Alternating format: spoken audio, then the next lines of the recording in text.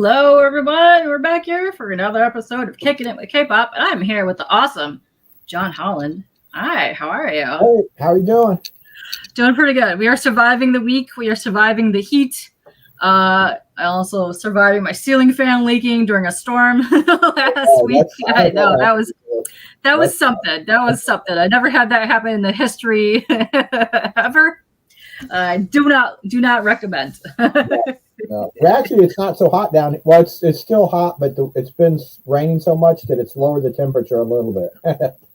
That's good. It has been nonstop. Well, on and off raining like really bad here for a while, but it's still really hot, which sucks because I'm like, go down, please. Just a little bit. Yeah, I normally have straight hair, and I'll wake up, it's all like frizzy and all messed up. And I'm like, what the heck is happening? Yeah. I am so excited to get to talk to you today because I really enjoyed Alma so much. Thank you so much. I am very excited. I love all things like Buffy. Give me all the weird like demon / kick-ass babery that's happening, and I love that you have a little twist happening with this. So I can't wait for the chat because I know there's a lot of fans of that kind of genre in the chat, and we're gonna get excited about this. Cool, yeah. I'm a huge Buffy fan. I love Buffy. The people that are watching are really gonna love it, and I can't wait to share this with them. So speaking of the peeps that are hanging with us, let's go say hey to them. All the way from 11:24 a.m. today, we have GT Comics. What is up, GT? I'm so glad that you always stop by here. You're always one of the first people in my chat. Thank you very much for hanging with us. And then we got Jason. What is up, Jason? Also, if you are looking for further people to be on shows to interview, Jason is also a creator, and he does also interview series. And then we've got Puff Comics. What is up, Puff? I was watching your lovely show today, and I love everything that you and V are doing on there. And I can't wait to watch some cheesy movies because of you. Yes, let's go. Oh, got John. What's up, John? How are you doing?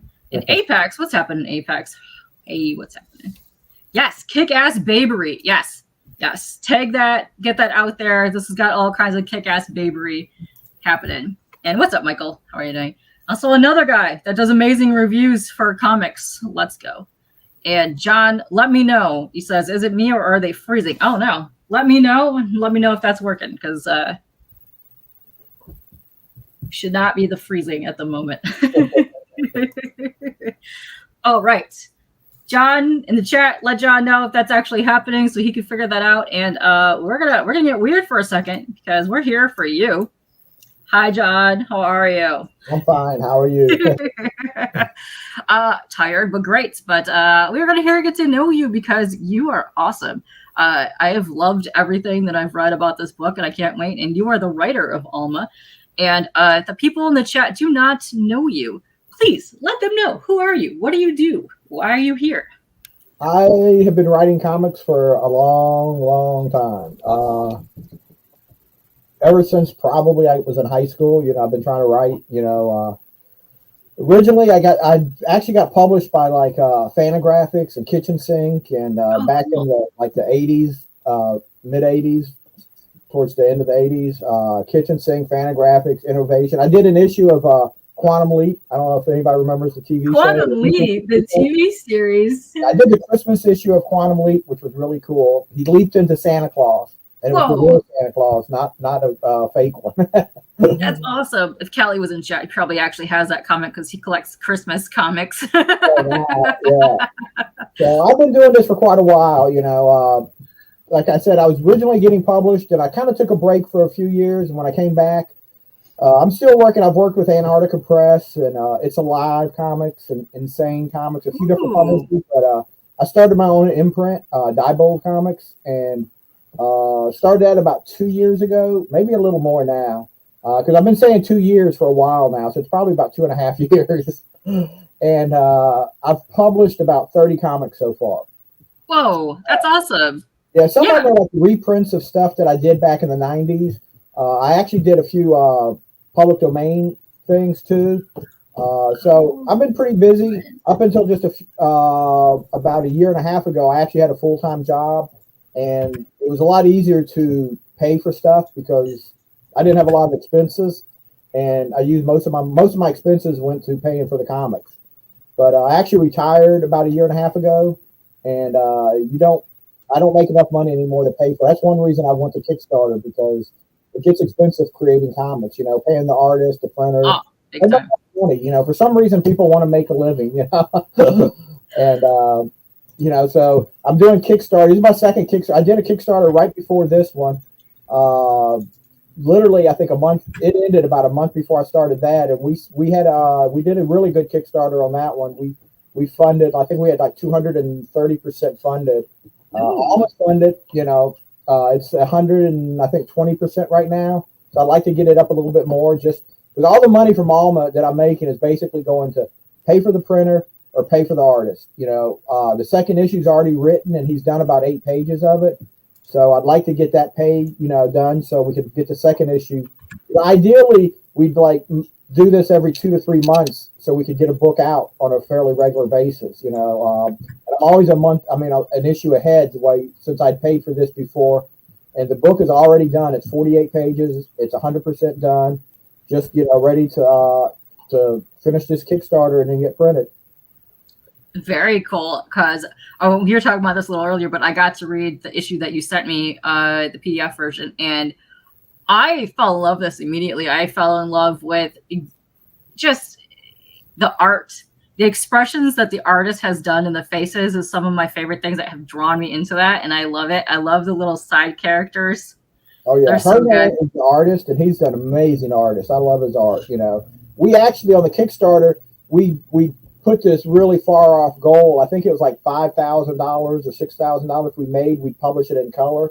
But I really like publishing it in black and white, because I think his art is so perfect for black and white comics. You know, not every comic should be black and white, but by the same token, I don't think every comic needs to be color either. That's very true. And I think black and white works really well to the artist, because the way that he has everything mapped out, especially in the facial expressions, it works so well in the black and white, and it really doesn't need the color, but I dig it.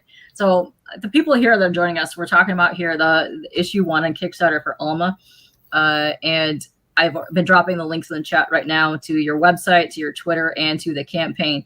So if you're here, go check it out. But the people that are just joining us now, what is Alma about? What is it going on here? The easiest. I'm really bad when I do a comic. I'm really terrible about making like an elevator pitch or a tagline for my comic. I suck at it. You know, it's always I can never condense it into like a sentence or two. But for Alma, I came up with the best tagline I think I'll ever come up with. Is what if Buffy was a 72-year-old grandmother? I mean, it's just that's the whole book right there. You know, it tells you what it is. You know, it lets people know. And you know, even because I printed up a 24-page version of this last year, and I was selling it at conventions. And at conventions, all I have to do is tell people that, you know, what if Buffy was a 70-year-old grandmother, and everybody knows what it's about. Even people that never watch Buffy, you know who Buffy is, and they know what it's about, because, you know, Buffy's become this iconic character. You know, I was actually surprised by how many people told me they have never watched Buffy. And it was really younger. I hate to say kids, but to me, I'm old enough that they're kids. Anybody under 30 is a kid to me. That's what. Yeah. And but they knew who Buffy was, you know, and they knew everything about Buffy. So, you know, just telling them that tagline, and it's, you know, a lot of times that just sold the comic right there. You know, people would be like, "Oh, I have to have that," or, you know, Buffy was a favorite of mine, so I want to buy that comic. So it was, you know, I don't think I'll ever come up with a better tagline for a comic than that. It works so well in Apex. Let me tell you, he says 30 seconds to sell it, go. I'm going to say you already sold it based on that tagline right there, because you've nailed everything in that that happens in this book. But it is also more than just vampires. There's all kinds of stuff that happen in here. So just think Buffy, but older. But also, I love that you added that twist in there. It's awesome, because there's like this old lady just happened. Well, I didn't want to make the, you know, she's going to fight vampires, but I didn't want like right off the start for her to be, because there's already enough references to Buffy, you know, and, you know, I even actually bring that up in the comic. You know, I kind of, you know, head that off, you know, because I figured everybody's going to say something to me about this, you know, you're ripping Buffy off or anything. So I wanted to face that right off and say, no, it's, Buffy's the inspiration for the comic, but she's not the only inspiration. And I think the comic goes beyond just Buffy. And I was like, so I didn't want to start with vampires, because I'm like, that's just really piling too much onto Buffy. But, you know, Buffy, this book, Alma, has two big inspirations: Buffy and my mom. You know, my mom was a huge inspiration behind this comic. My mom's name was Alma. You know, when I created the character first, and I needed a name for it, and I was trying to think of what's a really strong name for a female character, and I don't know anybody that was stronger than my mom. You know, my mom was like, you know, so strong, and I was like, that's the name of the character, and there's so much of my mom in this comic, and my dad too, because my dad's name was Frank, and if you've read the comic, you know there's part of that in the comic too, you know, and so it's just, you know, there's a lot involved with, you know, with my mom in this comic, and my mom passed not just last May, but the May before. So it really meant a lot to me afterwards, you know, knowing that I got this out. I got it created before she did pass, so she's seen the comic, and then you know, it's not just a, you know, it's a 48-page comic, but I've got 32 pages of comic, but I've also got, you know, the letter page. I've got the recipes from my mom. You know, I've got the little memoir that my mom was, you know, towards the end of her life, she started to write like kind of a memoir or a diary of her early years that she wanted to leave to, you know, me and my brother and sister. So I printed a few pages of that in there because I wanted a lot of my mom in that, because like I said, the two biggest inspirations for this was my mom and Buffy, and it just kind of worked out really well. I think it works really good. And I like how it flowed as well, because you kind of got like a little bit of what's happening now that you move into meeting Alma and the other characters, and that it leaves on like oh, this is over already? Like, you want more. Like, you want the next adventure. And you want to see what happens after this. And I'm excited to see where it goes from here, because I loved it. I loved the little creatures that you had in here, everything. The original idea when I first did it was going to be a one shot, because I had a couple other stuff that was series, and I was like, I need to write some stuff that I can sell that's just one and done, you know, one storyline, and not have to worry about. But then once I wrote it, I just fell in love with it so much that I was like, oh, this has to continue. There's no way I'm going to end this book. So it didn't stay a one shot very long, but it kind of, if I had, it kind of wrapped up the story, you know, or at least it ended at a nice spot if that had been only a one shot. But you know, like I said, this is, to me now, this is a continuing story. I've already got like 3 issues written, and I've got a whole lot more plotted. So I'm hoping to continue this for a long time. Oh, and I like the way that you paced it too, because there's a lot of things that like happen, especially at the beginning of the book, that you could definitely add on to like a prequel type story. Oh yeah, side story type situation. And one of my favorite characters is the companion guy. Yeah. I love that guy. Oh yeah. One of my biggest influences is writing is Steve Gerber, the guy that created Howard the Duck.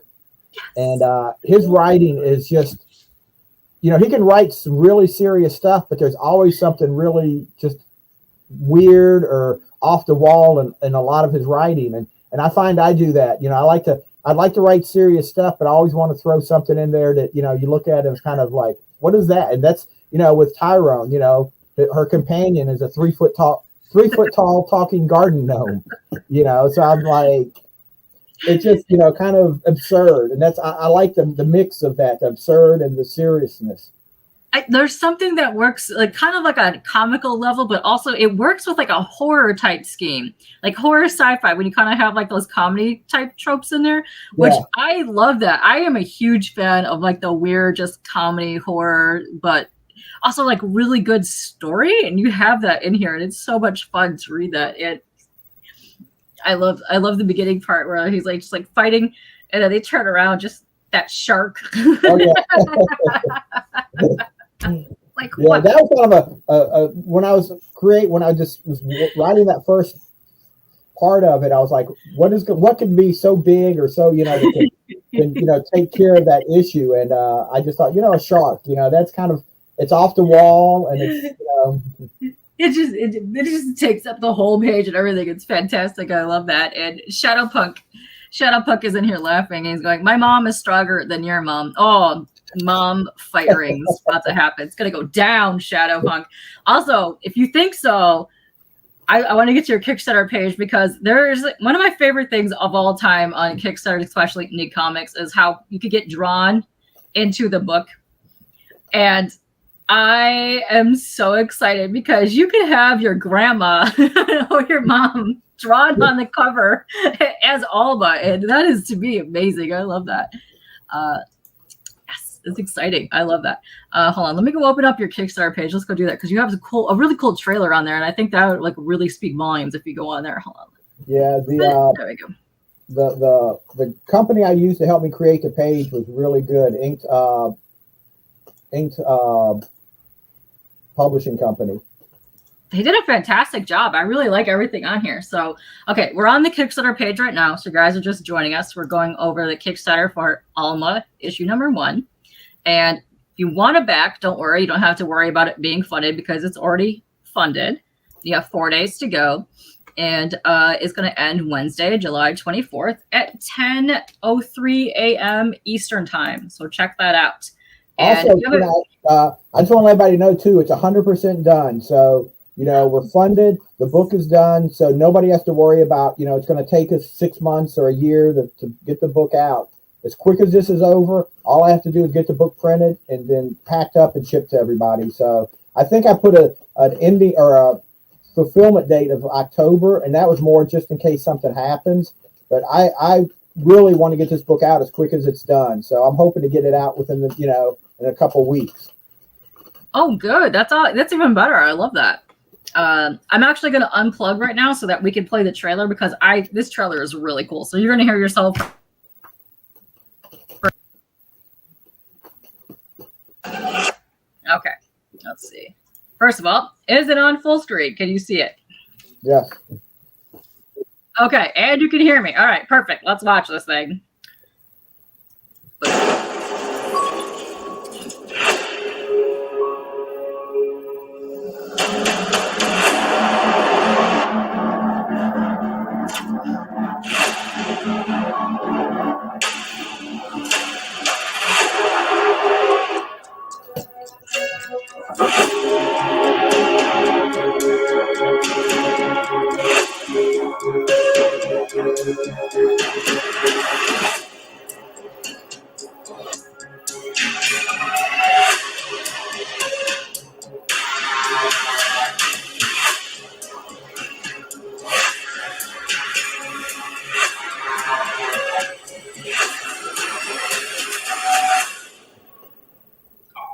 That's so good. They did a great job on the trailer.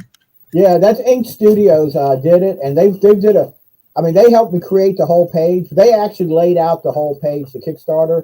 My previous Kickstarter, I tried to do it myself, and my strength is not doing a Kickstarter.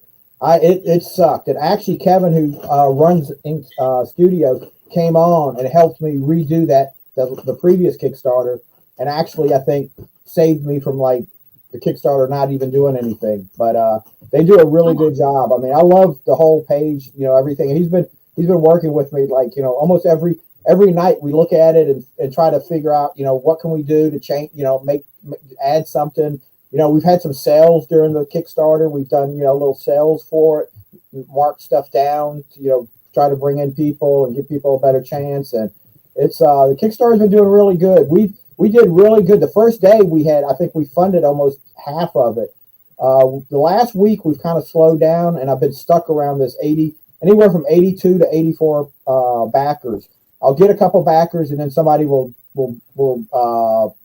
cancel, and it'll go back down, and then it goes back up, and it go down. So I've been stuck at this 82 to 84 for about a week, and I'm hoping these last 4 days it starts moving a little bit more. I think it will. I think a lot of times, a lot of people now are waiting to the last day to back a campaign, which is interesting because before people used to back right away. Because if you don't know, Kickstarter doesn't take your money out till the last day anyways, which is cool. I love that they do that. But hold on a second. But yeah, I've seen that happen in a lot of campaigns where you get a lot of backers and some back out and then you get more. Yeah. But I'm hoping we get a lot the last day or two. I'm hoping. I really like to get up to 3,000 because, like I said, all the money is basically going to pay for the artist and the printing. So if I get up to 3,000, I can probably we'll get the next issue finished, and we might be able to get started on the next issue, the third issue too, or at least get a little head start on it. Oh, I love that. And I love this art. The art is so good in here. And Yeah, you know, this is he did that cover for us, which he really did a good job on that. And he did the coloring and the art on that. oh, so good. I love it. And also you had a birthday special, so happy belated birthday to you. Yeah, I figured with my birthday being in the middle of the Kickstarter, I said I have to take advantage of that. That's just too, it wasn't planned, but when I thought, that'll give us a good reason to put a special on something. So. Oh, for sure. I think that's cute. And I'll like you put your face on Tyrone. Yeah. Never did that. Like I said, he did all the creation of the page. I'm not that good on computers, so I would not have been able to do that. It's cute. No, the art style works so well with the story. It really does. And one of my favorite characters that I can't wait to see more about in further issues is Iris. Oh, yeah. That's such a cool character. Yeah, and Hernan did such a good job on the visuals of her, too. Oh, snap. You were finalist in the Heroic Awards. Nice. Yeah. Now, I don't know if it's true, and I probably shouldn't continue to say this, but someone that was connected with it told me I missed winning by half a point. Half a point? I actually watched those awards when they come on. A bunch of the homies that we had on won and stuff, but the Heroic Awards takes place, I think it's the first year that they're doing it at C2E2, and it's run by Comics Wellspring here. Yeah, it's I love seeing that. So you're getting a lot of indie people that are out getting some cool awards and getting known. And that's so cool. I'm glad that you were nominated.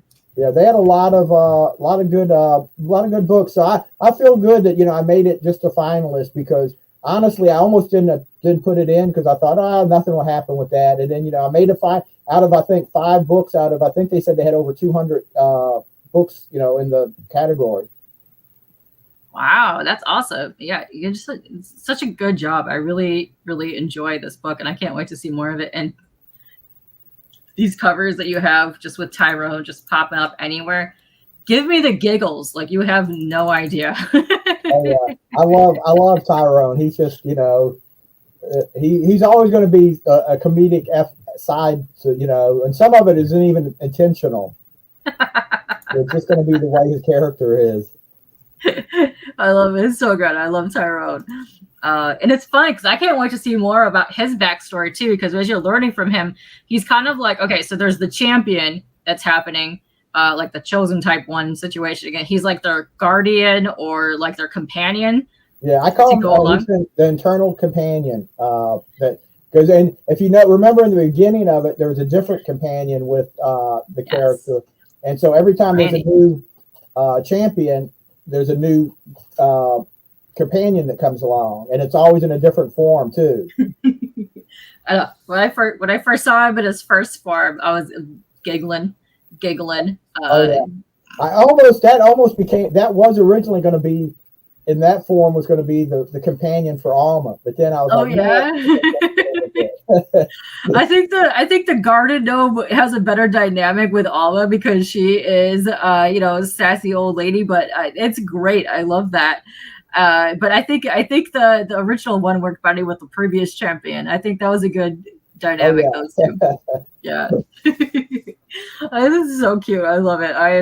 I'm so invested in this. I can't wait to see more of like the creatures, because right here you don't see this in issue 1, but apparently she's gonna be fighting a dragon. Something will be happening with that. Yeah, the original the story behind that cover was I had a friend, Terry Pavlett, who was an artist, was going to do a cover for me, and he says I want to do a dragon on the cover, and I was like, cool, let's do it. And then he had a heart attack and passed. Oh no! So he didn't get to draw the cover. And then Robbie, who does that cover, Robbie is Robbie Musso, who drew Speed Racer and Transformers and works for Hasbro.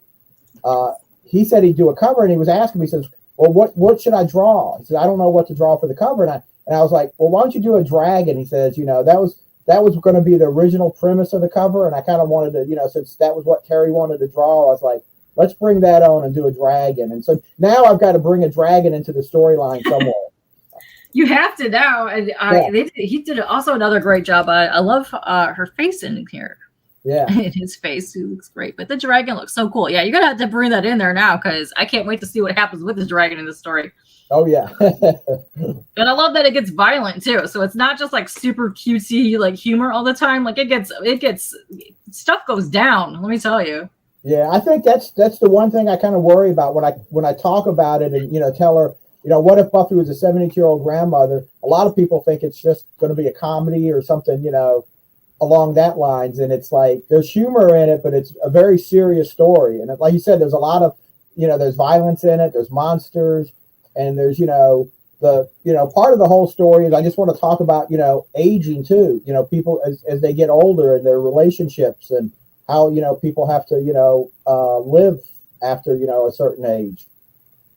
Yeah, that was an interesting twist that you've taken on, like, let's say like the champion or the one that gets like powers or the abilities, because a lot of times when they get their abilities, depending on whatever age they are, they still the same age, but like, oh, my knees don't hurt anymore and that kind of stuff. But I love that you kept that in there because she is a 72-year-old grandma. Yeah. And I love that. I love that that's like brings it more back down to earth type situation when she's going, knees are popping, backs cracking. I just thought that was kind of cheating. If I gave her the powers and all of a sudden she was like a 16-year-old, Yeah. no problems and no aches and pains. I was like, well, that's kind of like just making her a kid again, just drawing her different. So I was like, I don't want to, ignore the fact that she's a 72-year-old grandmother. That has to be part of the story. No, I like it. I think that you merged that completely well in here because when she gets chosen, you're like, oh no, what happened? And then Tyrone pops up. And he's just looking adorable right here with his little mustache and a pointy hat. And the cat, I love the little cat. But yeah, that's her weapon of choice. What is this? Her walking stick? It just that was her walking stick. So much sense. Hernan drew it kind of big, so everybody wonders what that is because it's really kind of long for a walking stick. But I like the idea. It's still that's her. That the weapon she uses is going to be a walking stick. I didn't want it to be something weird or off the wall. I wanted it just what she had on hand. That's amazing. I love that. That's also new too. So I dig that. I dig that so much. So then you got the 3 dogs here. Yeah, you get some action. Love it. Okay, so here we got Tyrone, we got Alma, and then we have Eris happening on here. And I think it's really cool how like you don't really know what's happening with a story, but there's also like tidbits of things that are like you hint at. So it's going to be really cool to see what's going to be happening in the next couple of stories that come out. And I'm excited because she's one of my favorite characters. She's going to be she's really like the main bad guy for a while in the beginning. She's the one pulling the strings. And you'll see a lot of other bad guys, but she's the one kind of behind the scenes for most of it. Ooh. Like when Buffy talks, she's the big bad. The big bad. Nice. I love that. This is cool. And this, like, here we go. This is the cover I used for the thumbnail, but there we go. There's more of the actual Eris, which is interesting too, because I love the half skull, half like flesh tone. That's awesome. Yeah, her name right before I was going to launch the Kickstarter, probably not even a week before I was going to launch the Kickstarter. I asked Hernan, I said, "Can you do another cover for me for like for a variant cover?" And he just whipped this out and sent it to me like in a couple days. And I was like, to me, this has become like probably my favorite cover. This cover is just so cool. It's really cool. And I love the details that they have up around the face and like even just the spit from like that's great. So good. Yeah. And I like the black and white. We did black and white versions of this cover too. And I really like the black and white version. Black and white works really good. So does this muted tones, these muted colors, which I really like on this artwork. It looks really good. I love the punk and also the cemetery in the background. I really dig it. I love that so much. Yeah. And Hernan, the skull on her shirt is actually my part of my logo for Diebold Comics. I sell a T-shirt with the skull on it, so he kind of got that, and it actually works for the character so well. And and he actually created that skull for Diebold Comics, so but it's kind of cool that it's on her. He drew it on her. That's awesome. I like that. That's really cool. Well, I got more skull down here on the leg patch. Oh, that's cool. Okay, here's some little. It's like I said, every time I see his little face, I get all giggly because it's just some of the eyes and the little chubby cheeks with the ears. It just gets me every time. It's just, but this is a pretty version of the comic because you said it's already pretty much ready to just go print after the Kickstarter ends, and I love that it's in the black and white because, like I said earlier, like if you look at the details in the face, it's so detailed. And just with a little bit of the shadowing, like right here, you can see it just alters it just slightly. Yeah. So like the coloring isn't really needed in the art style, which I think that's really cool. I love a good black and white. Yeah, I love it in black and white. You know, the problem is more people like to color it in black and white. You know, so that's why I thought, well, you know, if I offer a really high goal for color, it'll, you know, if we get to color, I'll feel good because we made a lot of money on it, you know. And I didn't want to like just, okay, we're just going to do color, you know, because like I said, I really do like the black and white versions of it. Yeah. And this was one of the first pages that I saw when you're looking at the comic, and I absolutely fell in love with this. Her face is so lovely. The expressions in here, and like I said earlier, like the darkness with the inks works amazing. Like the eyes, I love the eyes. Yeah, that's probably as close as I get to Buffy in the book. So yeah, you get a little bit more backstory here, but here you can see Randy. Oh yeah, the face kills me. Like I'm telling you, I love that you have the champion. Like right here, I've been the champion for 3 years now, and they're just talking back and forth. But this face, it's just hilarious. I love that. It's so cool. But no, I would love to see way more of the backstories of like the champions plus their companions, because the mashups that you have, like just in like the previous one to the current one, is it's awesome. I love it. And here we got more of the Tyrone and the cat. But yeah, look at this face. This is so cute. I love Tyrone. Tyrone turned out, I mean, I like the way he turned out. Oh yeah, he turned out great. I adore him as a character, but I'd say every single person that I've seen in the book, I just want to know more about them. It's just very intriguing, and I love it. It's a really good story. But your artist did such a great job bringing your story to life. Oh yeah, that panel right there, the one where she's just on the couch, to me, just, I mean, there's nothing happening, but he did such a good job, you know, like you said, bringing the story to life, you know. Yes, and there's a lot of really good moments, like right here, her just sitting on the couch, that are awesome because it's still giving you that she's a 72-year-old grandma type vibe. And I love that you still have those dynamics. And, you know, she's going about her everyday life. She's in the garden at one section. She's like over here. She goes to her bedroom, just chilling type thing. But, you know, just walking around her house. And that's awesome. I love that. But those little eyes and little chubby cheeks, I can't deal with that. It's good. Yeah, but yeah, we got peeps in the chat. So guys, if you have questions about this, please let us know, because this is so fascinating. I really fallen in love with this story here. Oh, here we go. Here's the heiress right here. Check this gnarliness out. So you have Alma here, which I love. Like seriously, the artist just does a great job with these faces. And right here, you can see like the half skull going into the flesh. Ah, it's so good. Yeah, he did such an awesome job with the art. Oh, it's lovely. Yeah, if I could lock Hernan up and just let him draw for me forever, that'd be awesome. Oh well, hey, let's go. We need more books. Look, here's more of this fight scene. Well, about to be fight scene, if you will. He's like out here just chilling. But there's her walking stick.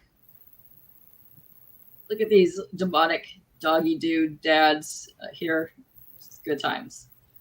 But no, see, like look, even just the light around here, but then the shadow that's on the face because of the hair, so good. Just nailed it.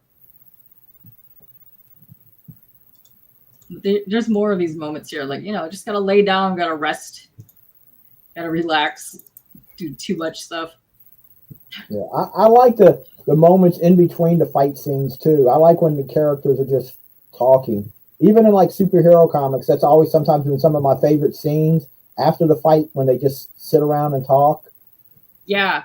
That's in the Avengers movie. They're all at the end of the diner. They're just sitting down after everything happened. They're just having a good old moment. I love that kind of stuff. I love that. Oh, what's up, Callie? How are you doing?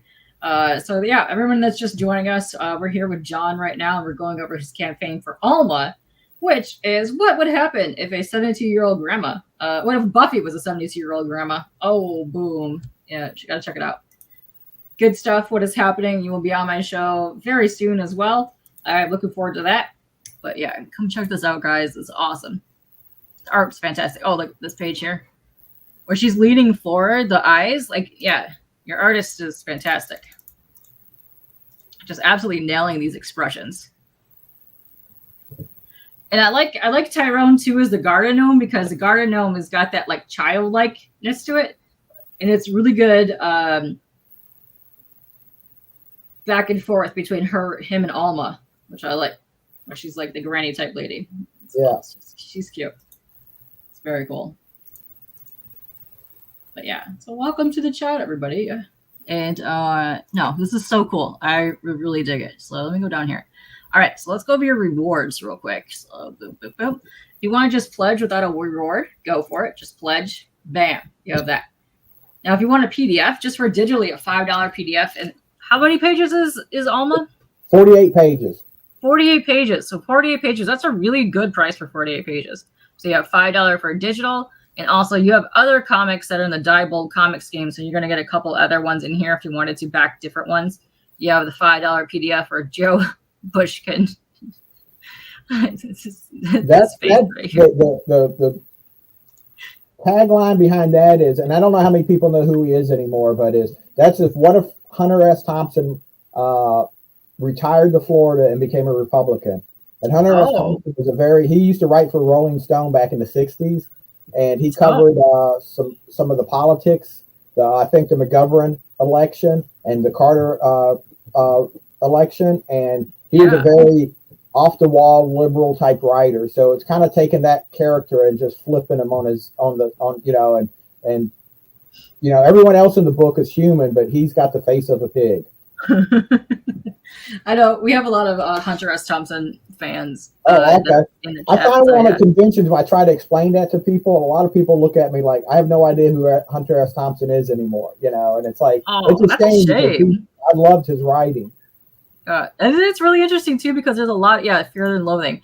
There's a lot of people that are really getting on the bandwagon of the underground stuff, but also the Hunter S. Thompson stuff, because a lot of people love the Fear and Loathing stuff. Yes. Yeah. Which is cool to see. I like seeing that a lot of people are going out there and researching and getting into all that really underground stuff from like the 70s and early 80s. I myself have been picking up a lot of that stuff, and I think that's so much fun. There's a lot of just wackadoodle things happening in there. I love that. So you got that PDF for $5, and down here you have Robot Sex, the digital PDF for issues 1 and 2. I saw this on your website and I was like, what is this? I need to find out way more about this. So it's not X-rated, which I always tell people. It's I wanted a title that really captured people's attention, and that it does. Basically it's set in a future where the Earth is pretty much there's not much left. And the two characters that you see like on there is Laveau is the female character, and then her companion is Barney the robot. And they're traveling to a future New Orleans for a job. And basically, I always say this is kind of like my saga, and it's nothing like Saga, but once I started writing it, I started having so much fun with it. And this is another storyline that I'll probably put on Kickstarter soon, because I want to continue it. It's like so much going on. It's a science fiction story, but I've got dinosaurs in it. I've got robots. I've got flying monkeys. I'm just throwing everything in this book, and it's really a fun book. My favorite thing about comics is not like even the main people. It is like the side weirdo characters, or even little creatures that like you see and stuff. I was always like running around getting the weird action figures that were in like the block of figures, because I wanted the weirdo people, or I would run around and find like all of the little weird miniseries that revolved around all of like just the randomest villains of all time. Because that's my jam. That's what I love to see. Oh yeah, I always like the offbeat characters, the ones that Always, For I sure. collected a lot of the mainstream, but some of the weird characters are the ones that always had my heart, the ones that I really enjoy. Those are my favorite. And if you can't see, there's like these little monkey, little rat dudes just chilling up here, like eating scraps. But there's this like elephant weirdo guy hustling hats. It's just robot guy. I love this. This is just adorable. I don't know what she's eating, but they're like little snaky worm dudes. Yeah. Oh, I love it. And I like it. It looks like he's like in boots, but it also looks like they're planters, like ceramic pottery plants. Yeah. That's awesome. What's up, Rudy? What's up, guys in the chat? No, that's amazing. So you got a couple issues of just digital PDF. You want to go grab some digital stuff.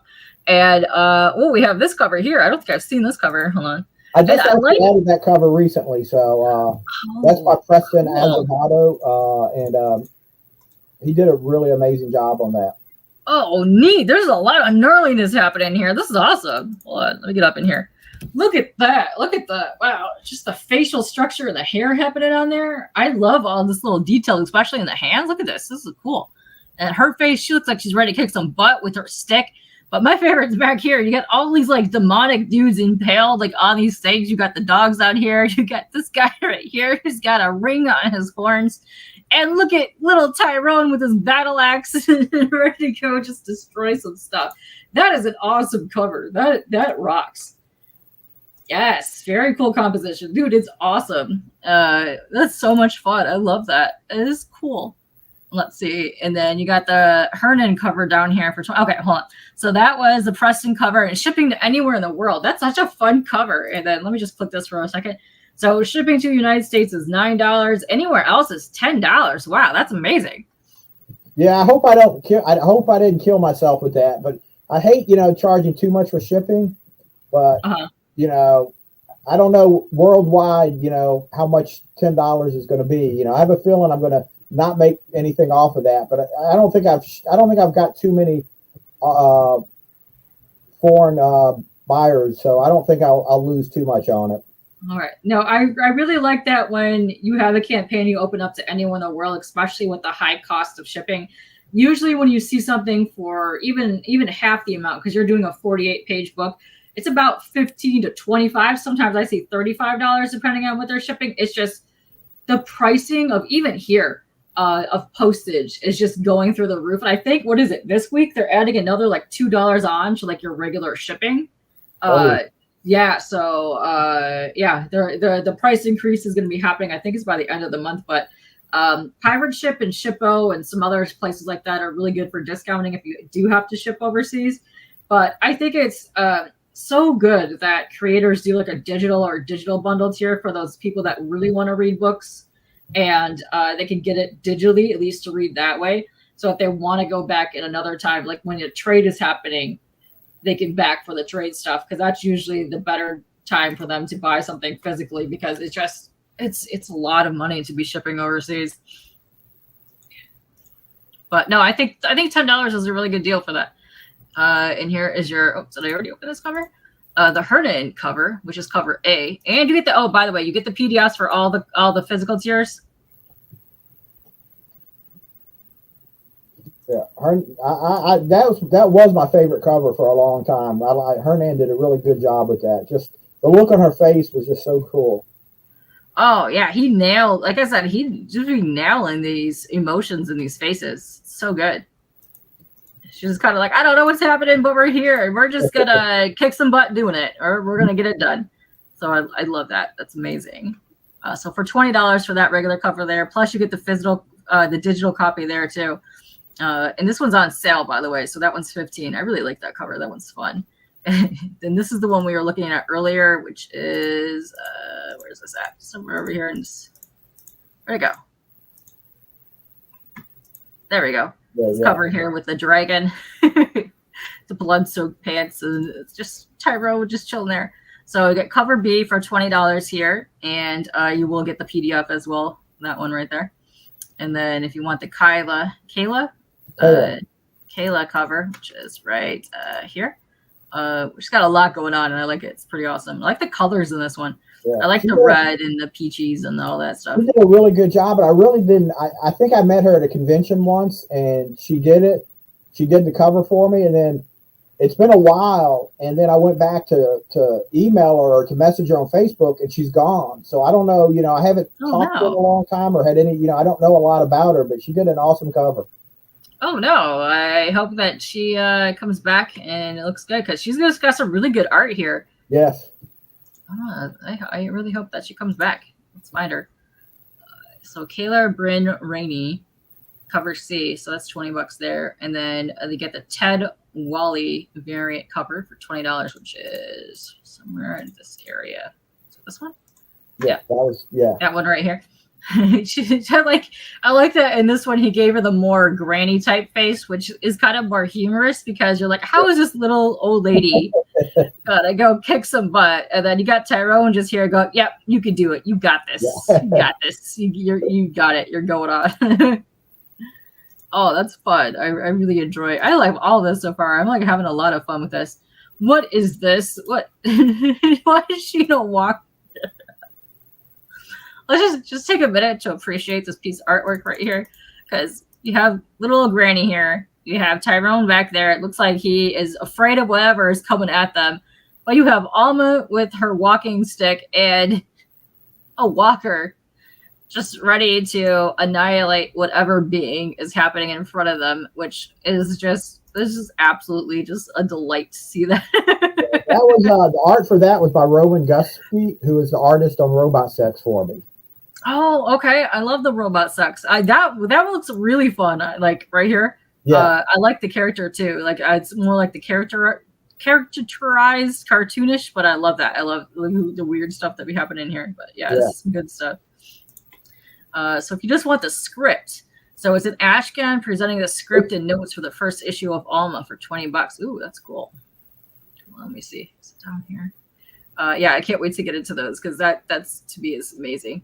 And this one here is the Hernan Gonzalez cover for $20, which is the Eris cover, which is one of these guys. I have so many tabs open right now. This cover right here, which is just, I love this. It's phenomenal. I love the colors. I love the really deep, rich blacks, and then the pops of those just muted colors. It's so cool. Yeah, he did that. I think that's become my favorite cover right now. Oh, I love it. I love anything that's like really like splattery, but it also makes sense. But I love the weird, creepy vibes on it. I love this cover so much. It's really good. I think I might have to get that one when I'm back. But I also like this too, which is interesting. The sale bundle covers for $30. So you're offering the 2 black and white covers as a bundle for $30. So which ones are the 2 black and white covers, or is it just 2 covers that are black and white? No, it's the one we just seen with Eris on it, and then it's the okay, the Hernan cover with her face on it with cover A. I honestly thought those would do better, the 2 black and white covers. I think I only had one backer for them. Because I thought those black and white covers were so cool, and I thought they look really good. Let me see if I can open this just so we can. Oh yeah, look at this. It looks amazing in black and white. Yeah, and you're only paying you with the sale for 2 of them. They basically come down to $15 a cover, so you're getting $5 off each cover. And I loved them. I thought this is going to really do well, and I was surprised they didn't do as well as I expected. No, I think that's awesome. Looks really cool. I love the black and white because that's something that I love too. Like when I get tiers, I love it when people offer black and white editions because there's something really awesome about just going in there to see the line work. And I really appreciate that as like an artist myself, but I love to see that. And I love to see like the final form after something has been colored. Let me see, where did she go? Over here. So the colors, the pinks and the blues, I really love these colors that have been used on the covers, which are great. And then you have the black and white, which is that one. It's really neat. Ooh, that is cool. So for $30, you get the black and white. That's awesome. I really like that a lot. Now I don't know which one to get because I really love that cover a lot. That's a sale. All right, then for $40, you can get a T-shirt. Yeah. Let's see, what does this T-shirt say? If you think this is a TV show. And then the rest of it said, "You won't last 6 minutes." That's a quote from the comic when they're talking about the Buffy, about, you know, her being inspired by Buffy, or, you know, Yeah. So That's great. And I love that she's just posing up there like, with her walking stick. That's awesome. That's a good shirt. I like that a lot. Let me see. What else you got down here? And then you got another one. Oh, what does this shirt say? This ain't your mama's Buffy. that's actually a character you do not see until the last page of the second issue. That's awesome. She's playing a major part in the book, you know, so but she doesn't appear until the very last page of the second issue. Oh, I dig it. I like that a lot. That's cool. I like that we're getting a little bit of that. So you got 2 shirts available. What is this? Not exactly the Scooby-Doo gang. Oh, here's one. Oh my gosh. Yeah. I just saw Tyrone. On the tricycle, yeah. Yeah. So you got Alma right here. She just looks like she's in her Sunday just outfit, just ready to lounge around the house. She's her stick. And then Tyrone, the tricycle. That's killing me. You know, they talk about that actually in the first issue, that, you know, Tyrone tells her there is no Scooby gang. You know, like from, and Buffy she had her Scooby gang. Well, there is going to be a Scooby gang. That's basically the younger girl is her granddaughter, and the older man is the ghost of her husband. Oh, that's so good. Yeah, so basically, there's going to be a little Scooby gang. So they're all going to kind of, you know, be together to fight the demons and the vampires and the monsters. Oh, no, I love that. And he gets a little tricycle. Oh, man. That is hilarious. So then, what is this? It's featuring the cover. So what is this for $40? It's not exactly the Scooby Gang plus PDF. So is this, it's a t-shirt. Oh, yeah. Okay. That's awesome. That is awesome for the t-shirts. All right. So you got kitchen sink. But just you get all 5 covers for $75 and you're saving $25. That's awesome.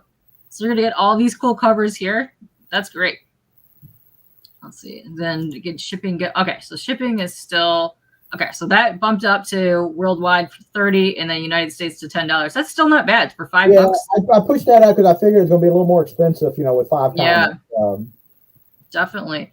Oh no, that's awesome. That's a really cool deal. So if you're gonna do that and you want to get like people do this a lot too. Like if they have like some buddies in the same area overseas, they'll like buy these ones that have more than 1 cover and then they just ship it at the same time. It's a way to get done.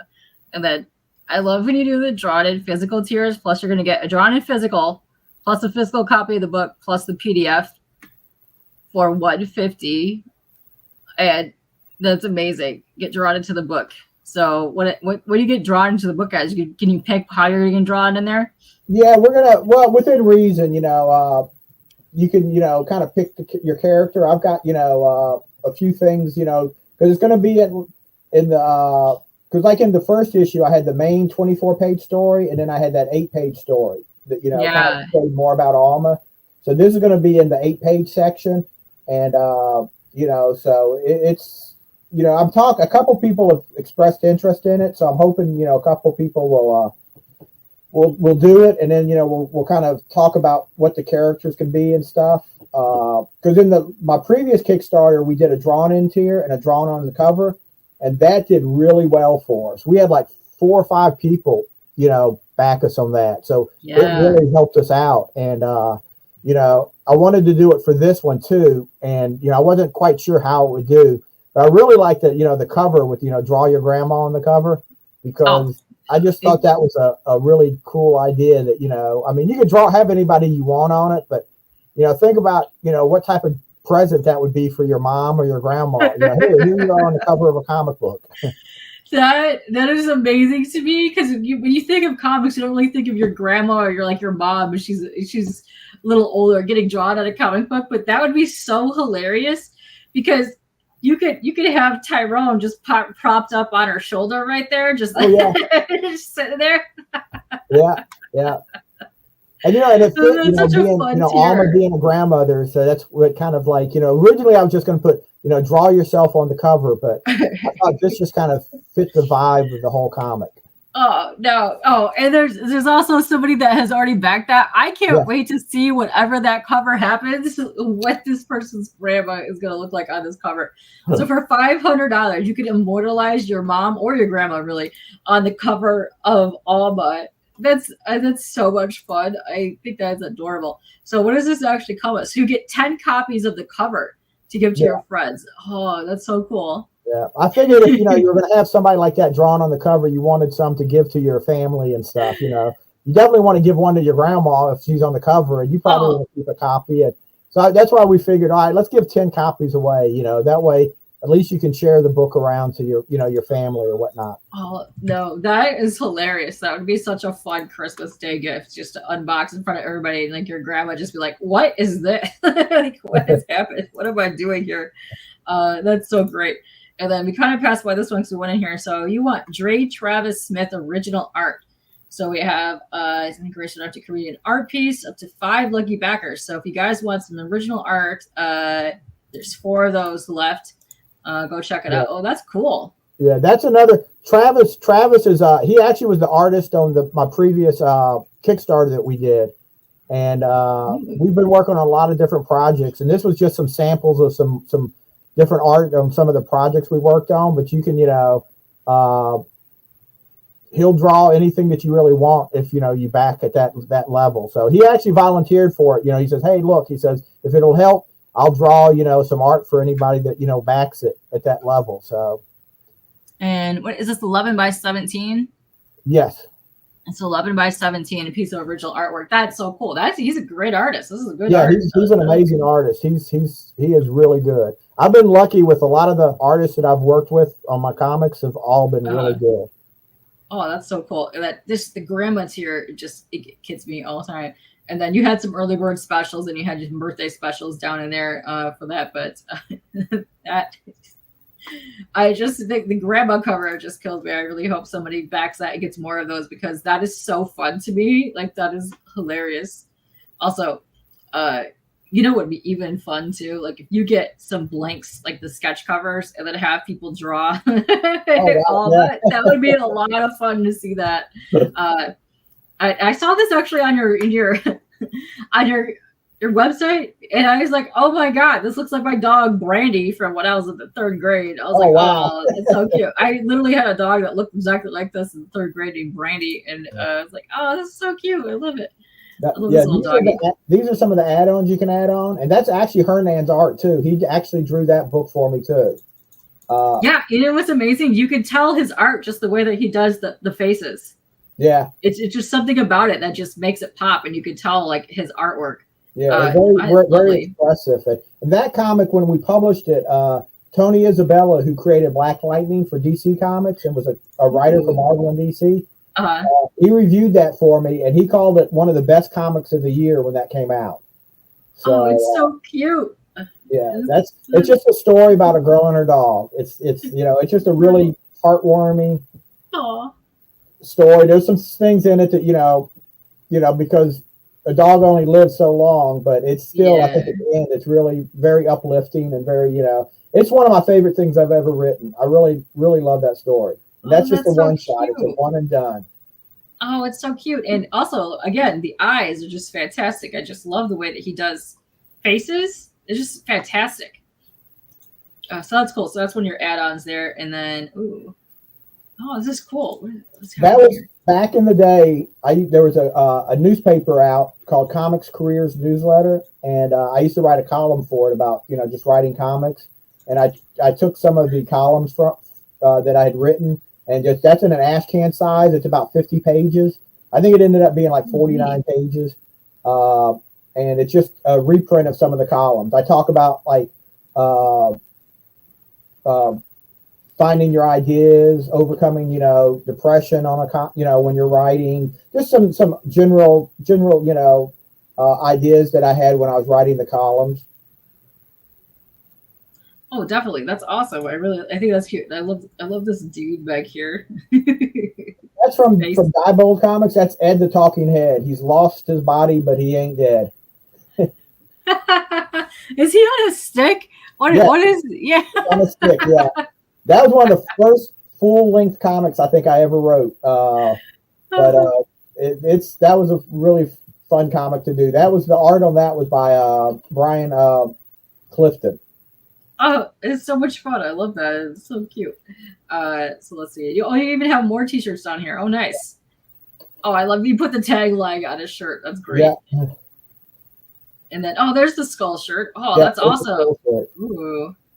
I like that shirt. I love that shirt. That shirt actually is sold to people because I've set up at a convention it was actually in an old firehouse and the big doors were open and people were just walking by and somebody that wasn't even in the comics seen that shirt. I had it at the convention hanging up and they bought it because it's just a cool image.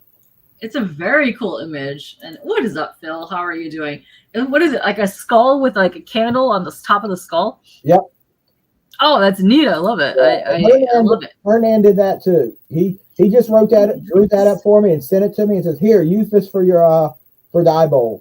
And I was like, "Oh, cool. That's awesome." Is that kind of a play on a kobold, which was a candle on their head? Oh, I'm not sure.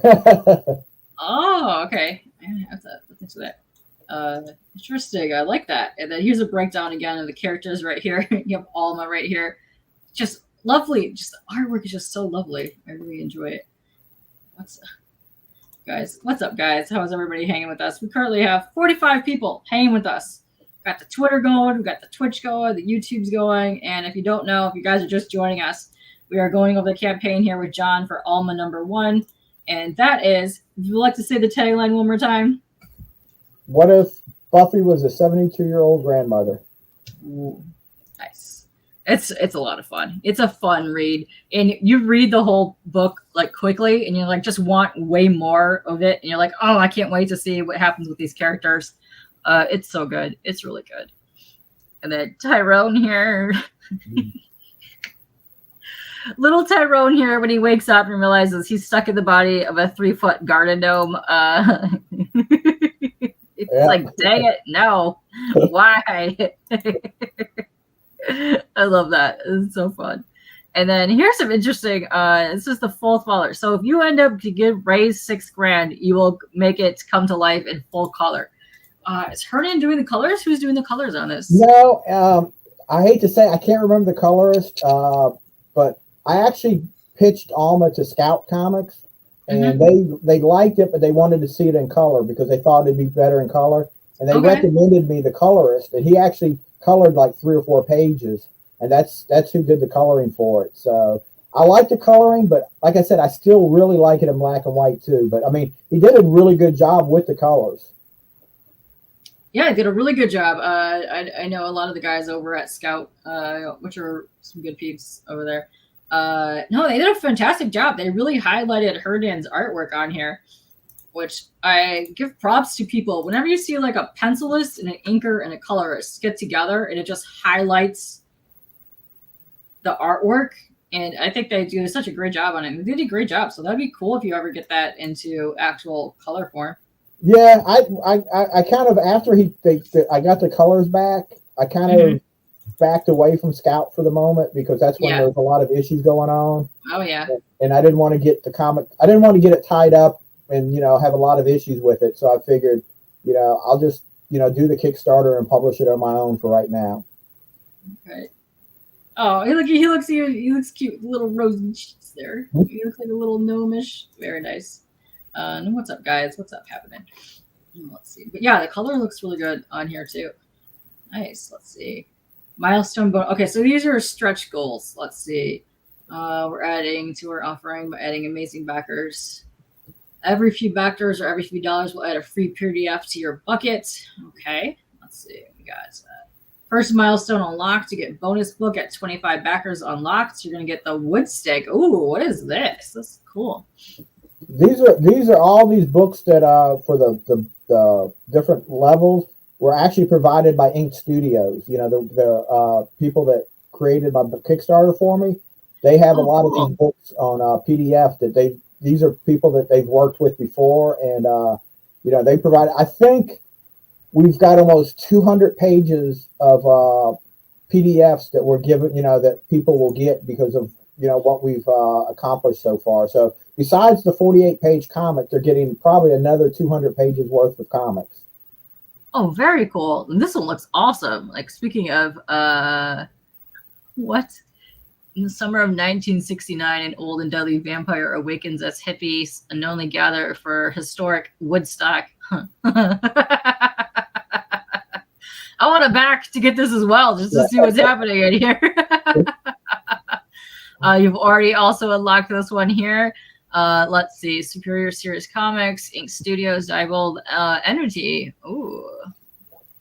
Very cool. This also looks like a fun adventure slash what's happening over here. Post-apocalyptic comic with Lucifer's daughter. Ooh, that's fun. I like that. No, that's actually one from that I did, Marie Laveau, the next one coming up at 50. Mm-hmm. That's from Diebold. That's actually a comic when I'm at conventions I give as a free comic. I give that away if you sign up for my mailing list.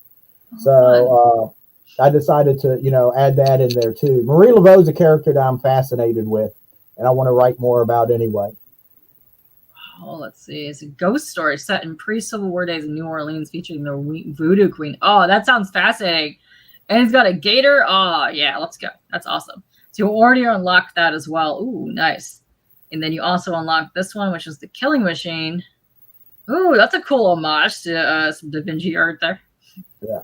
And that's 56 pages. I think that's the first 2 issues. So that's 56 pages already of just that storyline. Oh, very cool. And you also unlocked this one as well. We got the Warrior Lash. Ooh, what is happening there? That is interesting. It's got to be some sci-fi, apocalyptic. Ooh, that's interesting. That looks cool. Crime noir, sci-fi, post-apocalyptic. Oh, that's cool. And then get to 100 backers, which you're coming up on. Hopefully you get that by the end. You get Shadow's Daughter PDF. Oh, that's fun.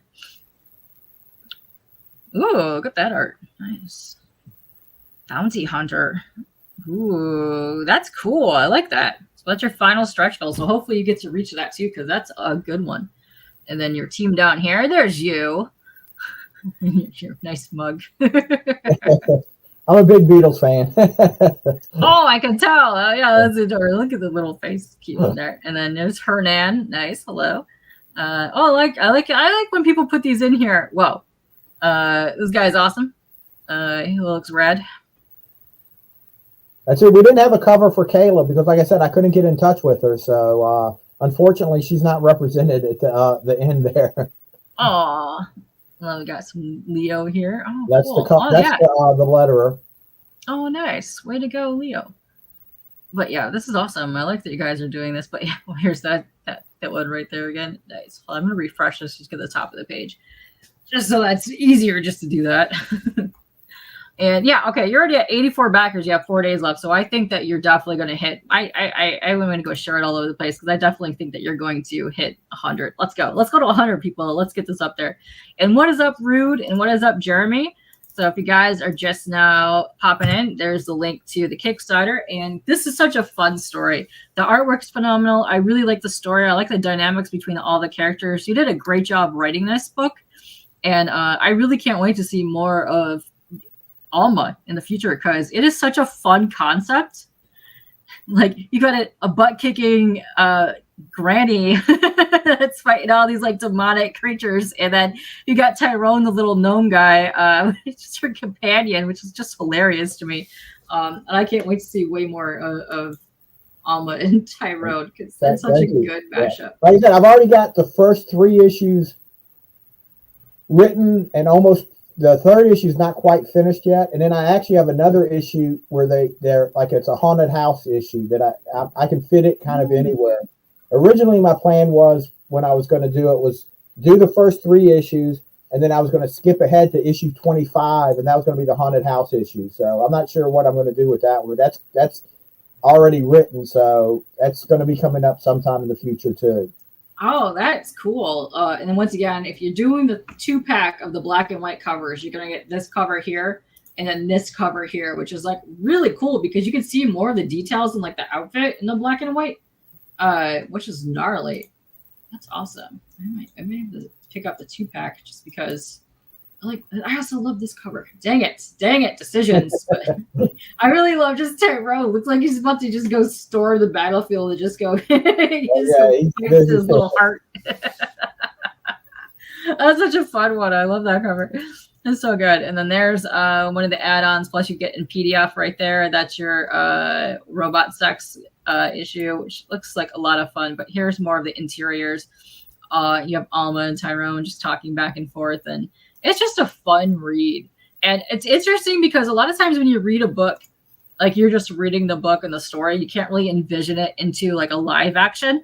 I could easily see this as a live action, just fun, like even like a movie or just like a little like something happening. But I could easily see that going down that road because this is just fun. Well, the cool thing is I'm going to San Diego next week, the comic convention, and I actually have a meeting set up with a movie agent. Oh, I don't know if anything will happen with that, but that would be awesome if Alma ended up being a movie or TV show. That would be fun because it's got so many of those fun elements, but also like those heartwarming, just day-to-day like little moments that happen that it flows like a movie when you read it. And I love that. Like it's got like those, okay, action, okay, let's chill. There's comedy scenes, and then like just like everyday type of life stuff. But I think it would be fantastic as a live action or even an anime feature. It would be really fun. But I'll be happy with any of that. Yeah. It would work so well too, especially like a like adult style, like animated, which are really, people have done some really amazing stuff like that. But it also like, it works too in a live action because it's just the faces and like the little people, everything. Just great. I love it. I just chill it on the couch, but the little hand in her hand. Oh, come on. It's adorable. It's really good. And he's just like kicking stuff, stomping on things. But yeah, no, just the eyes are just fantastic. Just so good. Like Hernan does amazing faces. I really can't wait to see like how his art's going to evolve. Like the more like he keeps doing, because he's going to keep getting better and better. Oh yeah, he does a lot of work. He pops up in a lot of other indie comics. He's very fast. Especially for as good as he is, he's very fast. Yes. Because I've worked with artists that are take a lot longer to get work done because. I mean, every time I turn around, I see him on a cover or doing somebody else's book. I'm like, how does he keep getting all this done?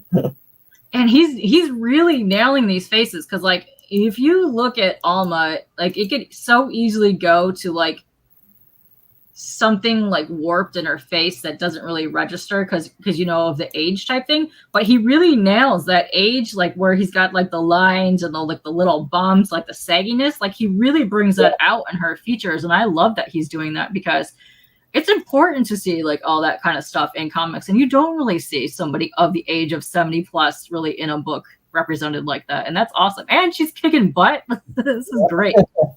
It's fun. I love it. I'm invested in it. And also shout out to your puffed Cheetos back there. When I did that, and the kneecap. Let's go. Saucy kneecap.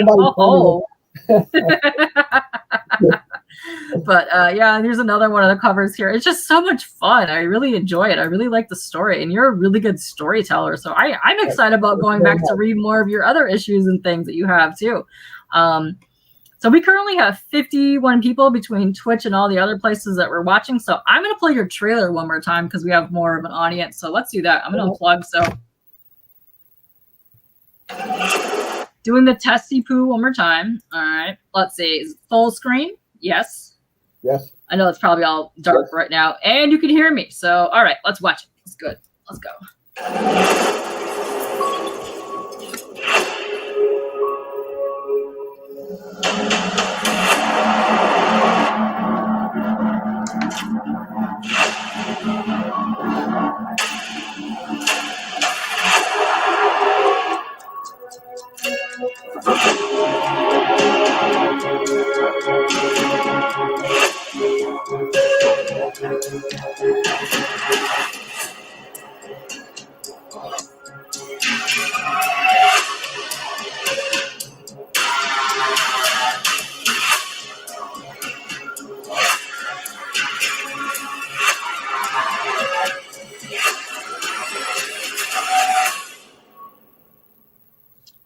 So cool.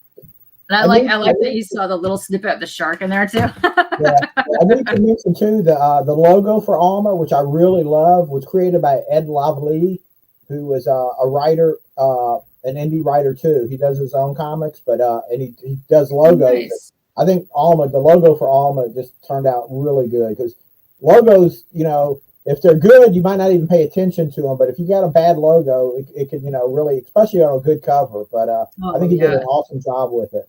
No, it works really well. Like, let's see. Let's go down to here where you can actually see some of the logos work. But no, it works really good. I love it. It's so bold and out there. It looks just great. Yeah. And that's another thing too. Like in the trailer, you got to see a little bit more of those expressions. And Hernan's art really looks great on those expressions, but also mixed with the horror vibes, like the crying and like the blood splatter and the horrific looking like shocked faces. Oh, it's so good. Let's see. Squirrel popped in, and that trailer was nuts. They did a great job, Squirrel. They sure did. Oh my God, you guys. Anytime I see that profile picture, I don't know if you can tell, it's like a demonic squirrel in superhero villain form, just crash landing. I just love that so much. I get the giggles anytime I see that. But wow, I'm just so excited for this. And so far, yes, definitely congrats to you, because you were a finalist in the Heroic Awards, but also you are fully funded on your Kickstarter. So let's go. Let's see if we can get this raised up higher, at least to the 100 backers, so you can unlock that other cool PDF book, which is awesome. I'm excited to read. Like, there's a lot of good stuff that you've unlocked that I really want to read myself. So I'm excited to see this, and I can't wait. So yeah. Let's see. Guys are chilling with us. If you have questions, pop them in now. Now's the time to ask questions. And let's go back to this view for a minute. Oh, there's our lovely faces. So do you have any, I know it's been a minute. Do you have any I know you're going to SDCC. Are you going to be there as a table or just wandering around? Just wandering around. Because it was kind of a last minute decision. I wasn't quite sure if I was going to go or not. It's been, the last time I went to San Diego was 2002. So it's been a minute. Yeah. And I decided, I've set up some meetings with some publishers. And like I said, I've set up a meeting with an agent, so, hopefully I'm going to walk around. I'm going to, have like Alma and some other things to kind of show to some people and see where it goes.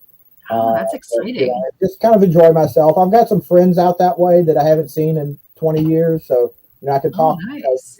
Hang out with them too. And, when the last time I went to San Diego, it was big, but it wasn't the monster it's become now, I don't even know if I could go there, because just the amount of people and the lines and like just trying to move around and go see anything. I'm so used to like the mid to small cons where you just walk up to somebody, spend like an hour talking to them. Like, I don't know how I would be able to handle like San Diego. I'm not good with crowds anymore. I don't like a lot of people. Yeah, and I've kind of got out of that. So I'm not sure how this is going to work out, because it's so, enormous now and so crowded. But I'm looking forward to it. It's, giving me a vacation, that I haven't had in a while. And plus I feel good about talking. Like I said, I've set up some meetings and stuff that I really feel, I've set up some meetings with some people that I was surprised actually took meetings with me, because I'm kind of that sounds promising. I'm kind of a nobody. Nobody really, knows who I am. So, I figured I've just been asking people on Facebook or Kickstarter, on Twitter, wherever, I figured the worst they can do is tell me no. And, I probably had 95% of them either not say anything or tell me no. But the ones that have said yes, I was like, wow. That's amazing. The fact that they took the meeting makes me feel pretty good. Oh, dude, I get shocked by any time anybody says yes to come on my show, and I'm like, really? Come on, this half the time we're talking about hot dogs and spazzing out. I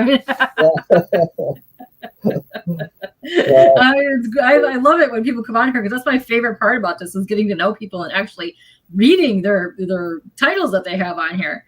Because I've just been so many cool things, and I've backed a lot of campaigns over just the last year, because I've only been doing this a year, and it's just been so fun to see people get funded and then to actually get the book in your hands and you're like, I was part of this. Like it feels like such a good like feeling when you're part of that stuff. But oh no, I'm so excited. If there's anybody in the audience, I'm telling you right now, go check this out, because if you like Buffy, if you like Supernatural, if you like any of that stuff, check it out. This is so much fun. And you can also pay to get yourself or your grandma / mom, either one, put on the cover of the issue, which is amazing.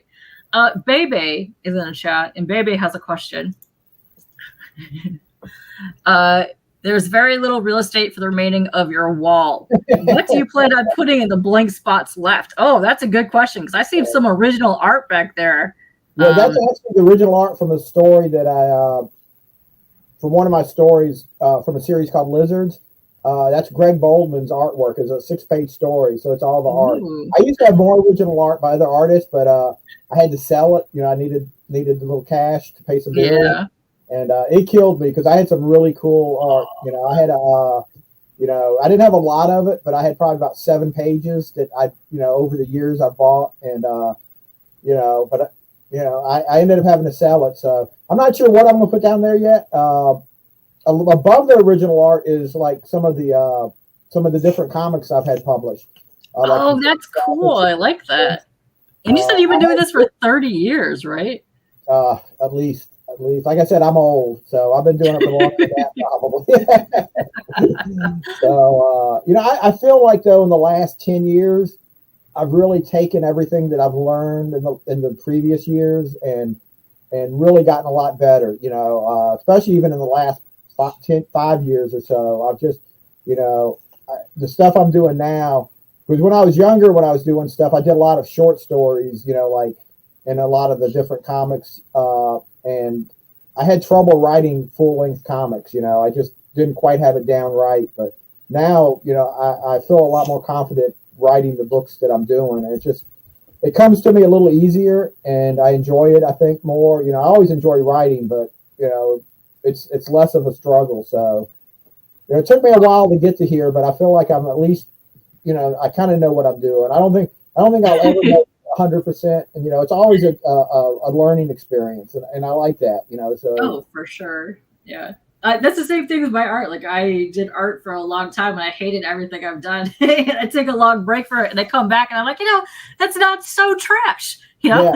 You kind of like it, and then you kind of try other things. Writing for a few years, and when I came back, it just seemed to be a little better. But people say that like for art, you've got to draw like 1,000 bad pieces, or for writing, you got to write thousands of pages before you really get good. And I've written a lot of stuff, and a lot of it just never made it very far. But and now I feel a lot better about getting it done. Thank you, John. John has to leave, but yes, good night to John. And he already backed your project. He's really excited. I'm excited for you to read it too, John. And I hope you got all the covers are fantastic. So yeah, whenever you get it, always, if you guys back this stuff, don't forget to do your surveys. And then if you get it, dude, unbox it, do whatever, but tag all the people when you get it so people can go and see more out there and get some further reach out there. Go do that. But yeah, thank you so much for backing. Yeah, thank you. He needs nuts on those walls. Hey, you could draw some squirrely stuff with a nut and then send it to him, and he'll put it on your back wall. How about that? Yeah. And I'm the best. It has to be said. Not really, but thank you. So besides San Diego, do you normally go in booth and table at like cons or anything? Yeah, I do. I did Heroes Con last year. Okay. That took me, I think, 13 hours to drive to. So I live in the New Orleans area, or outside of New Orleans. Okay. So I do a lot of local conventions, but last year I started doing more. I was going to like Tennessee, Florida, Georgia, Texas. Oh, there's some good cons around there. Yeah. Doing a lot of local conventions. If I do too many of them, it's like people come up and say, "I already got everything you've done. I can't write quick enough, for people to see it." But this year I've kind of had to take a break because my sister lives with me and she's had some health issues. Yeah. And we haven't been able to do as much. So I've only did really one convention so far this year, and but we're hoping to start hitting some more back at the end of the year after September, we've got some more lined up, and I'm hoping to do some. Oh, for sure. I know Heroes Con is huge within our community here. I think there's like 60 or 70 people that just show up there, and a couple of people have booth there, and it's awesome. So my goal is to make it there next year, and I can't wait for that because I want to hit up more cons out of state. That's fun. I had a table at Heroes Con last year, and it was amazing. Heroes Con is amazing. Everything at Heroes Con is comic book related. There's nothing if you don't have something to do with comics or selling comics, you're not at that convention. It's like I spent so much money there that anything I made, I just spent because they had so many booths and so many vendors there with comics and trades, and that's amazing. It was amazing. It was a really fun convention. I'm hoping to go back next year. So I enjoyed it a lot. Yeah, that's my goal next year. Just go run around and meet a bunch of people because, like I said, there's like 60 or 70 people. I think probably more than that hit up the last couple of years, and they're trying to make that as our destination, like meetup place. So I can't wait for that. That's going to be fun. And but yeah, since the people that already have all your books now that you get Alma completely published and printed, do a couple of the sketch cover tiers just to have those on that thing because I'm telling you, I'm gonna reel them in and get all that extra stuff going. Sketch covers because I see that's a pretty big thing for a lot of people that set up tables and stuff. Yeah, it's fun. I like that. And I love it when the people actually draw them and share their art that are on the covers because that's fun to see people do characters. Yeah. I love that. Yeah, I love doing conventions. Conventions are pretty cool. I don't think I've really had a bad experience at a convention. I've had some that were slow and I didn't make any money maybe at them, but even those, you have more time to talk to people then. So it's been fun. Just people coming up to the tables and talking to them, and it's like I said, I've enjoyed doing all, and I've did quite a few conventions, and next year I'm hoping to get back into it and do a lot of them again. Oh yeah, I'm excited to go out of state. I just had you said earlier, you had stuff going on. I have stuff going on in my life too, and I can't wait for all that to calm down so I could actually go out of state and go venture around and do some stuff with meet everybody that I've had on here and all the people in the chat. Would be fun. I've had a couple meetups here at like Motor City and a couple of the other cons, but that's exciting. I can't wait to do that. It's cool meeting people that you've only talked to, over the time. Last year I got to do Memphis. I was up in Memphis. I've done Atlanta.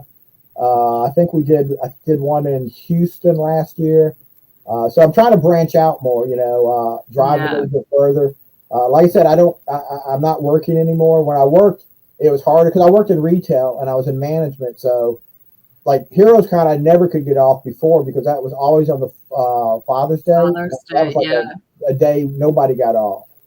And, I know that was one of the biggest complaints. And I know next year it's the next weekend. So I think that it's not on Father's Day next year. That's why a lot of people are going to be going now because they can get away from that. Yeah. It's always been on Father's Day. That's almost been like a ritual. So, yeah. So now I have a little more time so I can go to conventions. I don't have to worry about, trying to get that weekend off or whatever. CJ has actually been to a lot of cons over the last years as well. And he's saying it's not always right to meet some of these people.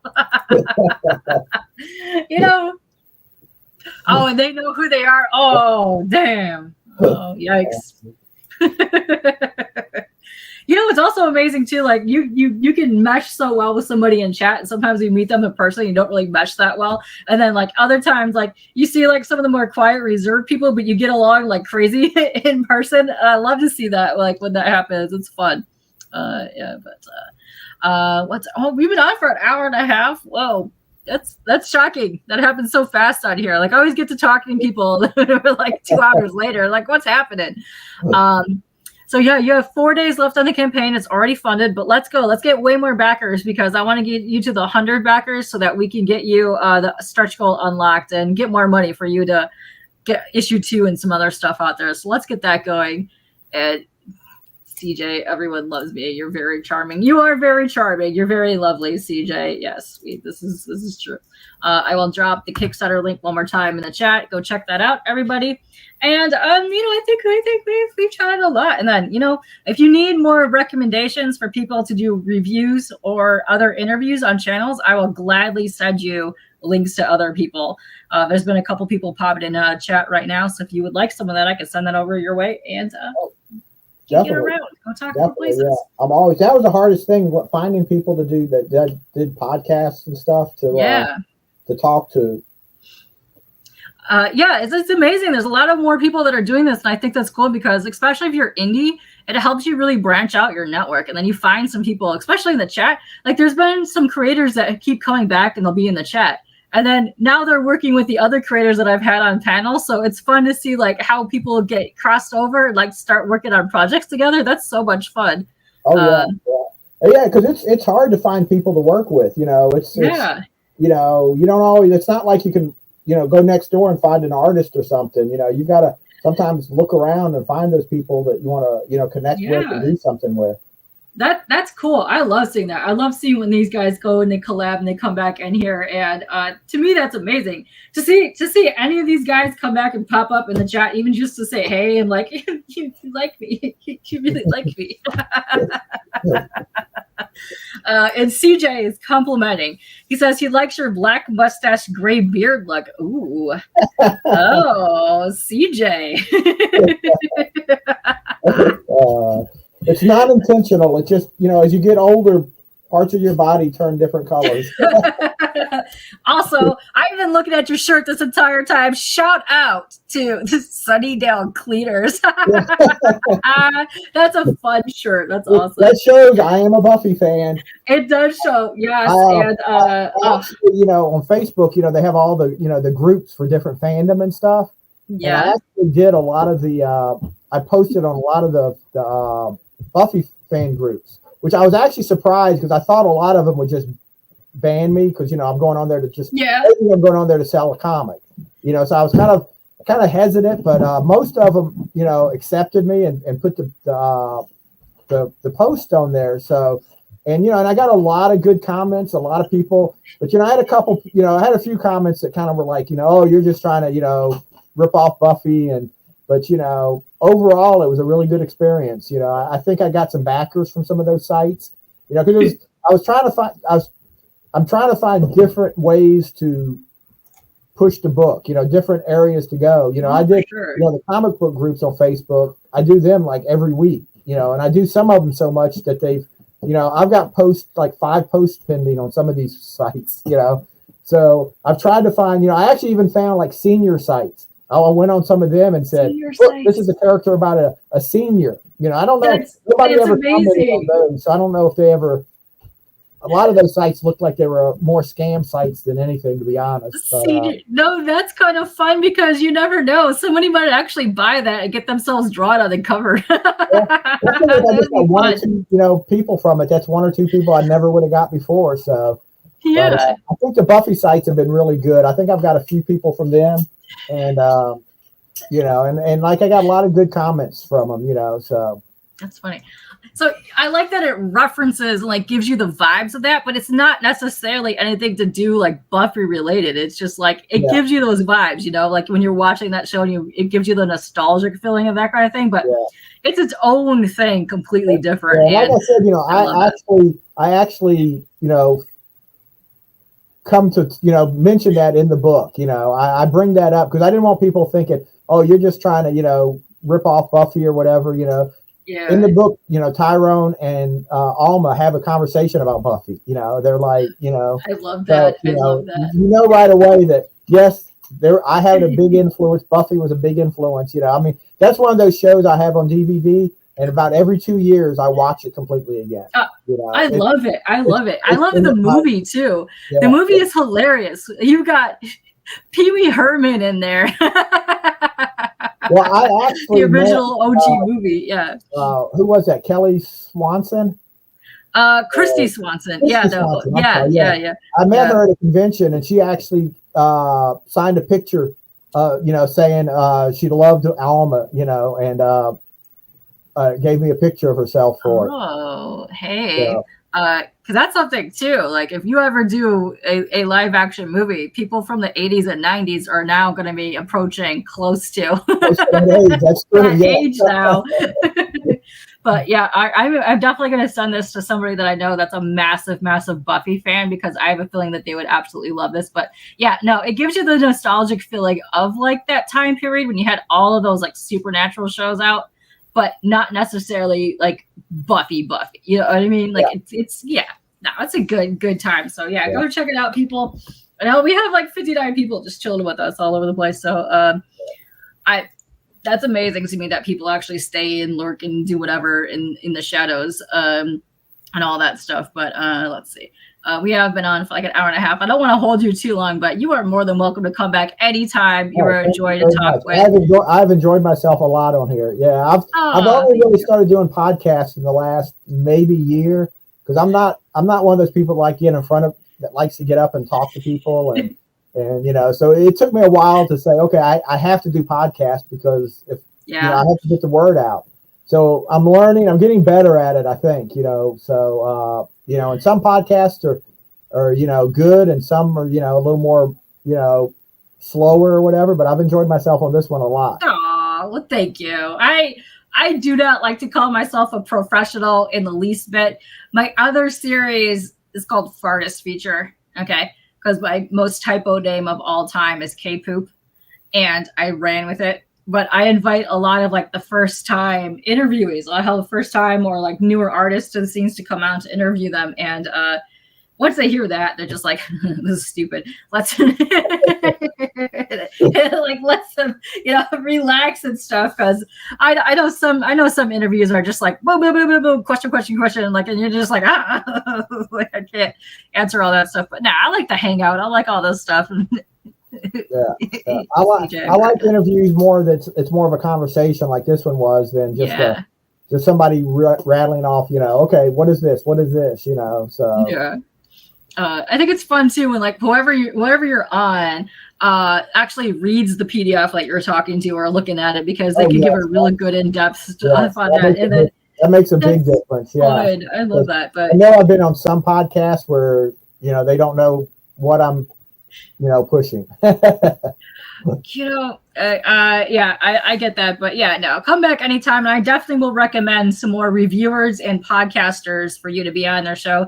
And awesome. It's also good too, because especially if you've never done a lot of cons before and you've never done like a boothing type situation, doing these things is good because it gets you that spiel happening. Like you get the flow out, you know what to say. Like you came up with the perfect tagline and all that stuff, but it helps with all that stuff. Plus, sometimes when you go to those cons, you get like 60 some people coming to your table and you're like, I don't know what to tell you. Like, oh, look.